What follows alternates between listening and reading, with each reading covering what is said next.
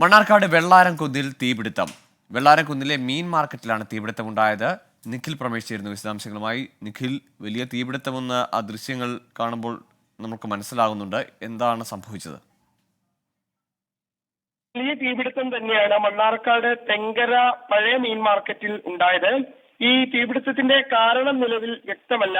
അഗ്നിരക്ഷാസേനയുടെ 3 unit സംഭവ സ്ഥലത്തെത്തിയാണ് തീ അണച്ചത്. ഏത് സാഹചര്യത്തിലാണ് ഇങ്ങനെ തീ കത്തി പടർന്നു പിടിക്കുന്ന ഒരു സാഹചര്യം ഉണ്ടായത് എന്നുള്ള കാര്യം വ്യക്തമല്ല.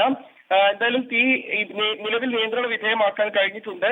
മണ്ണാർക്കാട് ഫയർ സ്റ്റേഷനിൽ നിന്നുള്ള 3 യൂണിറ്റ്, പാലക്കാട് നിന്നുള്ള 2 യൂണിറ്റ്, അങ്ങനെ ആകെ 5 ഫയർ യൂണിറ്റുകൾ എത്തിയാണ് തീ അണയ്ക്കുന്ന സാഹചര്യം ഉണ്ടായത്. എന്തായാലും ഉദ്യോഗസ്ഥർ കൂടുതൽ വിശദാംശങ്ങൾ തേടിക്കൊണ്ടിരിക്കുകയാണ്. ആർക്കും നിലവിൽ പരിക്കേറ്റിട്ടൊന്നും ഇല്ല എന്നുള്ളതാണ് പ്രാഥമികമായിട്ടുള്ള വിവരം. കൂടുതൽ വിവരങ്ങൾ പോലീസും അടക്കം തന്നെ ഫയർഫോഴ്സ് ഉദ്യോഗസ്ഥരും തേടിക്കൊണ്ടിരിക്കുകയാണ്.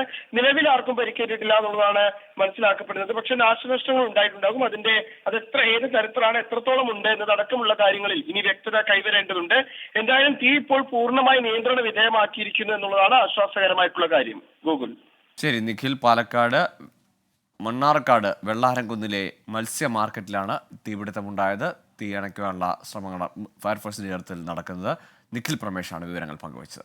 ലോകത്തെവിടെയായാലും ഏത് സമയത്തും 24 വാർത്തകളും ഓഗ്മെന്റഡ് റിയാലിറ്റി പാക്കേജുകളും എക്സ്പ്ലെയിനറുകളും വിശദമായി കാണാൻ ഞങ്ങളുടെ യൂട്യൂബ് ചാനൽ നിങ്ങൾക്ക് സബ്സ്ക്രൈബ് ചെയ്യാം.